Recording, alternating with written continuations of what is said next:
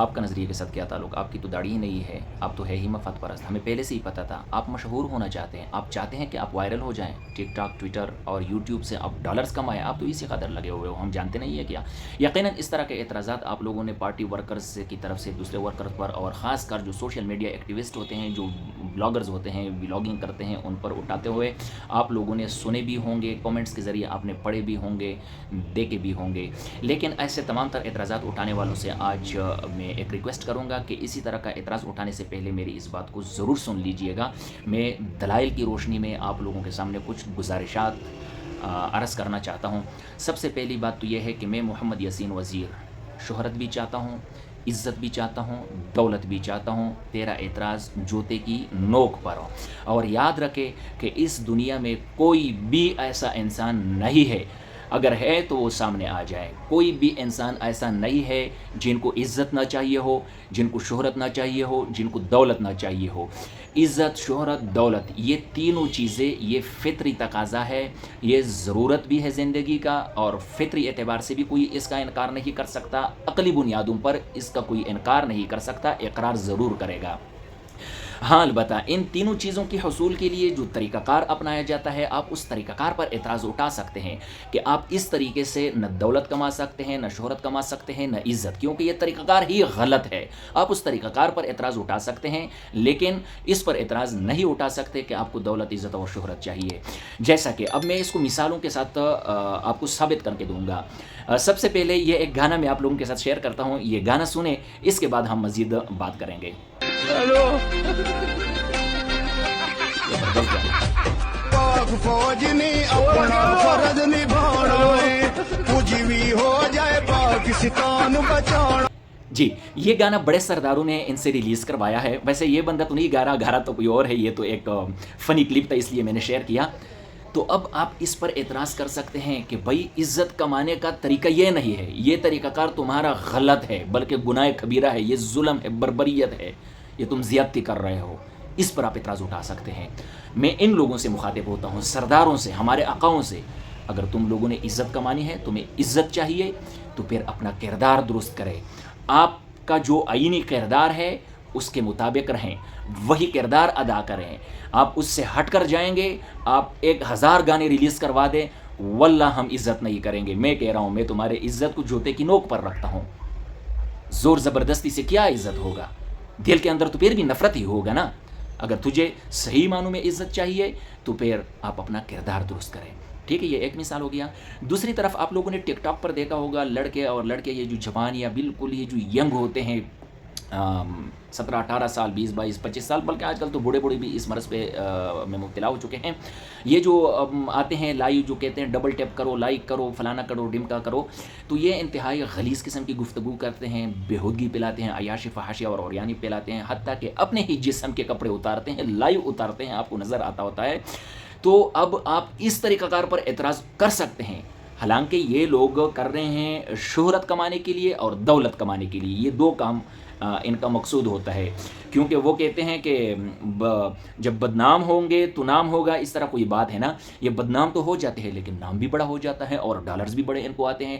اب آپ اس طریقہ کار پر اعتراض کر سکتے ہیں کہ یہ طریقہ انتہائی غلط ہے، بلکہ انتہائی غلیظ قسم کا طریقہ ہے۔ لیکن بدقسمتی کی بات ہے کہ یہ جن لوگوں کی میں نے مثال دی کہ جو غلیظ قسم کی گفتگو کرتے ہیں، جسم کے کپڑے اتارتے ہیں، بدقسمتی کی بات ہے کہ عزت بھی یہی لوگ کماتے ہیں۔ میری طرح، آپ کی طرح لوگ جب یہ سامنے آتے ہیں کہ دیکھو دیکھو ولی آ گیا، وہ ایک لڑکا میں جانتا ہوں، ولی آ گیا، ولی کے ساتھ سیلفی نکالتے ہیں۔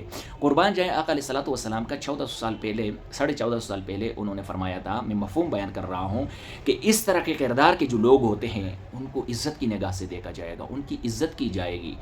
جبکہ دوسری طرف باوقار، باعزت، باکردار لوگ کسی کونے میں بیٹھ جائیں گے، کسی کونے تک محدود رہ جائیں گے۔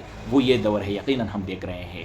ٹھیک ہے، تو اب آپ یہ دونوں جو مثالیں میں نے دی، یہ دونوں قسم کے کردار پر آپ اعتراض کر سکتے ہیں، باقی اس پر اعتراض نہیں کر سکتے کہ آپ کو عزت چاہیے، شہرت چاہیے، دولت چاہیے۔ جی ہاں، یہ ہر کسی کو چاہیے ہوتا ہے۔ پھر میں پارٹی کے اندر رہتے ہوئے آپ کو ایک بات بتانا چاہتا ہوں کہ اگر آپ پارٹی کے اندر رہتے ہوئے کسی پر اعتراض کرنا چاہتے ہیں تو آپ اس بندے پر اعتراض کریں جو صبح سے لے کر شام تک اپنے جو مرکزی قائدین ہوتے ہیں ان پر اعتراض اٹھاتے ہیں، اپنے آپ کو بڑا ہی جو ہے نا جمہوری اور بڑا ہی آزاد تصور کر کے اور ثابت کر کے اعتراض اٹھاتا ہے کہ تمہارا یہ فیصلہ غلط، وہ فیصلہ غلط، جبکہ ان کا مقصد صرف اور صرف عام ورکروں کے ذہن میں فتور ڈالنا ہوتا ہے، نفرت پیدا کرنا ہوتا ہے، دوریاں پیدا کرنا ہوتا ہے۔ آپ اس پر اعتراض اٹھائے کہ آپ یہ سب کچھ اپنے آپ کو مشہور ہونے کے لیے کر رہے ہیں، کیونکہ ایسے بندے کو پھر کمنٹس بھی بہت ہوتے ہیں، ہر بندہ ایک دوسرے کے ساتھ شیئر بھی کر رہا ہوتا ہے کہ کیا یہ سچ میں یہ ہو رہا ہے، کیا سچ میں یہ ہو رہا ہے، تو نہ چاہتے ہوئے بھی ہم اس بندے کو خود بہت مشہور کر دیتے ہیں، یا کچھ ایسے کردار بھی سامنے آ جاتے ہیں گاہے بگاہے، وقتاً فوقتاً ایسے کردار بھی سامنے آئے ہیں کہ جی مجھے سٹیج پر نہیں چھوڑا گیا، مجھے سٹیج سے اتار دیا گیا، مجھے فلانی کرسی پر نہیں بیٹھایا، تو آج کے بعد جمعیت علماء اسلام کو اللہ حافظ۔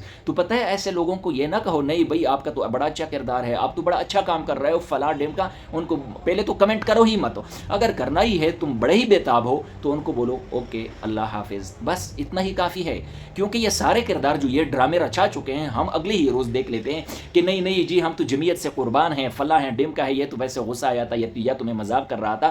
تو ایسے لوگوں کو لیفٹ نہ کروایا کریں، در حقیقت مشہور ہونے کے لیے یہ لوگ لگے ہوتے ہیں، ٹھیک ہے۔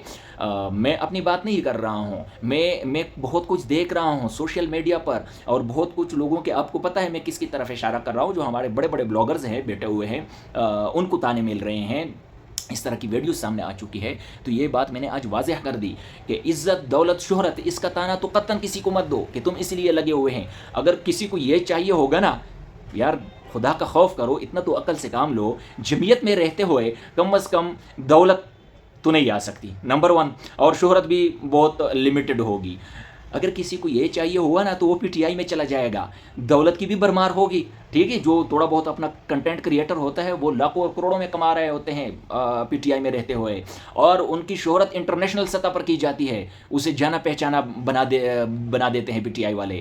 کم از کم جمعیت والے اپنے جو سوشل میڈیا ایکٹیوسٹ ہیں یا تھوڑا بہت جو کام کر رہے ہیں اپنی حیثیت اور استطاعت کے مطابق ان کو ایسے تانے نہ دیں، آپ برداشت بھی کریں اور ایک دوسرے کو سپورٹ بھی کریں اور حسد بھی نہ کریں۔ امید ہے میری ان باتوں کو آپ کو سمجھ آئی ہوگی، اگر آپ لوگ میری ان باتوں سے متفق ہیں تو شیئر ضرور کیجیے گا۔ ہاں آخر میں ایک بات بتاتا چلو، اگر میری طرح بندہ ایک کسی عالم پر اعتراض کریں، تنقید کریں اور وہ آپ کا استاد ہو تو ذرا عقل سے پرکھ کریں کہ یہ اعتراض، حالانکہ باخدا میں قطعاً کسی عالم پر تنقید نہیں کرتا، مجھے زیب بھی نہیں دیتا، میری فطرت بھی یہ نہیں ہے، لیکن اگر ایک عالم دین خوابوں کی دنیا میں رہتا ہو اور وہ خواب بیان کرے کہ نور عالم خان کو آقا علیہ الصلوۃ والسلام نے ان کے سر پر پگڑی باندھی تھی اور جمعیت میں بھیجا تھا، تو پھر اس پر تنقید بنتی ہے نا یار، خوابوں کی دنیا سے نکل جاؤ۔ اور آج اسی نور عالم خان کا کردار دیکھو، مولانا کا جلسہ ادھر ہوتا ہے پشاور میں، اور اسی ہی پشاور میں نور عالم خان کا جلسہ دوسرے بازو میں ہوتا ہے، یعنی مولانا صاحب مشرق پہ جا رہے ہوتے ہیں، نور عالم خان مغرب پہ جا رہا ہوتا ہے، تو کیا یہ آقا علیہ السلام نے بھیجا ہے؟ خدا کا خوف کرو یار، یہ جھوٹے خواب بیان نہ کرو۔ تو اسی طرح پھر ہم اعتراض اٹھائیں گے۔ ہاں اگر اس عالم پر جس پر میں اعتراض اٹھا دیتا ہوں وہ تمہارا استاد ہے تو کم از کم پھر گالیاں مت دو یار، عقل سے بھی کام لو کہ واقعی اعتراض تو جینون اٹھایا ہے یاسین بھائی نے۔ مجھے اجازت دیجیے، والسلام۔